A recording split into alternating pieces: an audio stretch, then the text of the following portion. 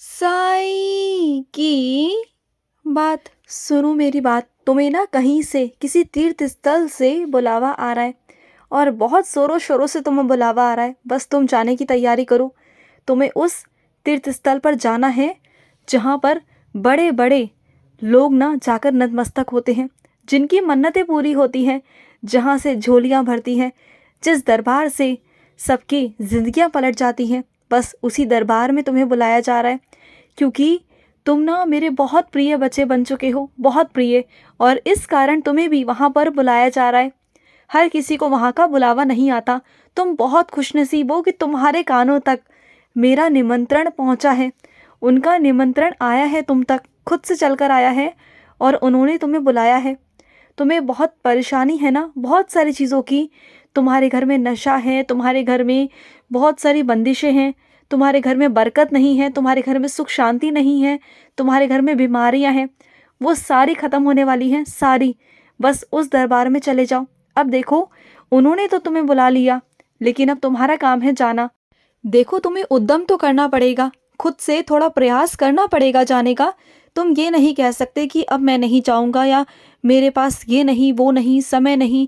तो ये सब बहाने मत मारना, क्योंकि वहाँ पहुँचने के बाद ना अच्छों अच्छों की ज़िंदगी पलट जाती है, अच्छों अच्छों के जीवन में परिवर्तन आ जाता है। तो तुम्हारे जीवन में भी परिवर्तन लाने के लिए ही तुम्हें वहाँ बुलाया गया है, क्योंकि तुमने इतने शिद्दतों से मेरी पाठ पूजा की है, मेरे से प्रार्थना की है, तुमने इतना कुछ कर रहे हो। तुम्हारी अघोर तपस्या, तुम्हारी इतनी तपस्या, कठिन तपस्या देख करना मैं और महादेव खुश हो गए हैं, तुमसे बहुत खुश हो गए हैं।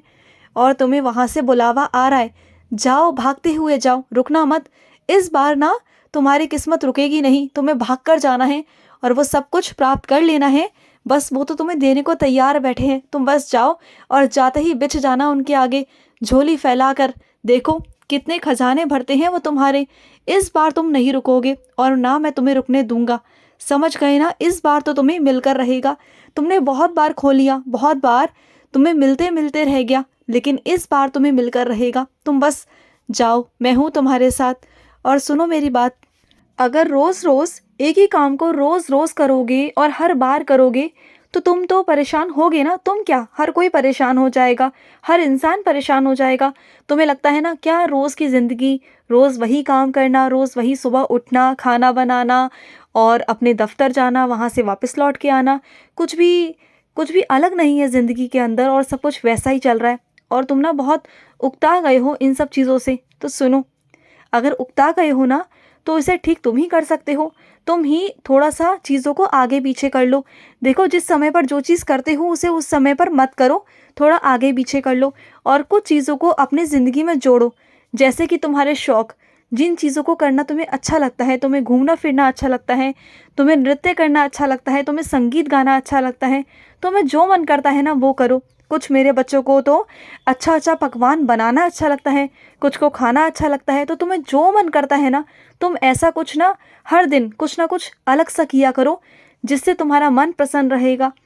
और जो काम तुम्हारे हैं वो तो देखो करने हैं ना, वो तो ज़िंदगी का तुम्हारा एक हिस्सा है।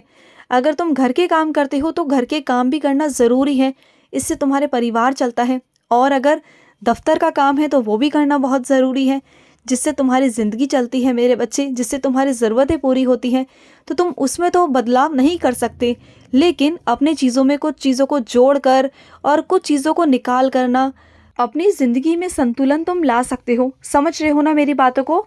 निकालने से मतलब है कुछ ऐसी चीज़ें जो तुम व्यर्थ ही करते हो, जैसे कि एक दूसरे से गप्पे लड़ाना, बातचीत करना, या किसी से व्यर्थ ही लड़ाई झगड़ा करना, बहस करना। उन चीज़ों को अपनी ज़िंदगी से निकालो और अच्छी अच्छी चीज़ों को अपनी ज़िंदगी में जोड़ो। देखो, तुम्हें बहुत अच्छा लगेगा। और सुनो, किसी के आंसू पोंछना भी मेरी सेवा है, और तुम ये अक्सर करते हो, ये मैं देखा है मैंने तुम्हें। तुम दूसरों के जो आंसू पोंछते हो ना, जो किसी के लिए कुछ कर नहीं पाते हो, तुम्हारे अंदर इतनी क्षमता नहीं है, तुम्हारे पास इतना आर्थिक नहीं है स्थिति कि तुम किसी के लिए कुछ कर सको, लेकिन फिर भी तुम दूसरों की मदद पता है कैसे करते हो? उसके आंसू पोंछ कर, उसको सुनकर, उसका दिल हल्का कर कर, उसे सलाह देकर, उसे अच्छी सलाह देते हो और उसे हमेशा मेरा रास्ता दिखाते हो तुम। और ये तुम्हारी सबसे बड़ी सेवा है। तुम जानते हो, तुम दूसरों का भला कितने अच्छे तरीके से कर रहे हो, उसकी ज़िंदगी में खुशियाँ भरने की कोशिश कर रहे हो, और ये मैं बहुत खुश हूँ देखकर, बहुत बहुत खुश हूँ। और सुनो, तुम्हारे आस-पास कोई एक ऐसा मंदिर है जिसके बारे में तुम्हें आज तक जानकारी नहीं है, लेकिन उसकी मान्यता बहुत है, वहाँ पर लोग जाते बहुत हैं। तो वहाँ पर जाना, तुम्हें अगर कानों तक वो बात पहुँचे ना या पहुँच चुकी है, तो उस मंदिर में ज़रूर जाना। वो चाहे किसी भी भगवान का हो, किसी के भी रूप का हो, वहाँ जाना, उनका आशीर्वाद लेना, क्योंकि मैं चाहता हूँ कि तुम ऐसा करो, क्योंकि वहाँ जाने से ना तुम्हारा कोई अटका हुआ काम है जो हो जाएगा, जल्द से जल्द हो जाएगा। चिंता बिल्कुल भी मत करना। और सुनो, तुम जो आजकल मंत्र जाप कर रहे हो ना, वही करते जाओ, वही करना है तुम्हें, और रोज़ करना है।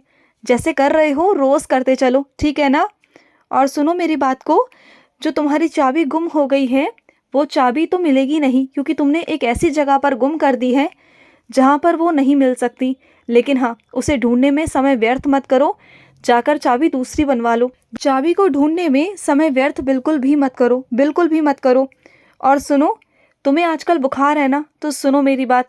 पहली बात तो थोड़ा परहेज करो, ठंड से बचो, गर्म कपड़े पहनो, समझ रहे हो ना मेरी बात को?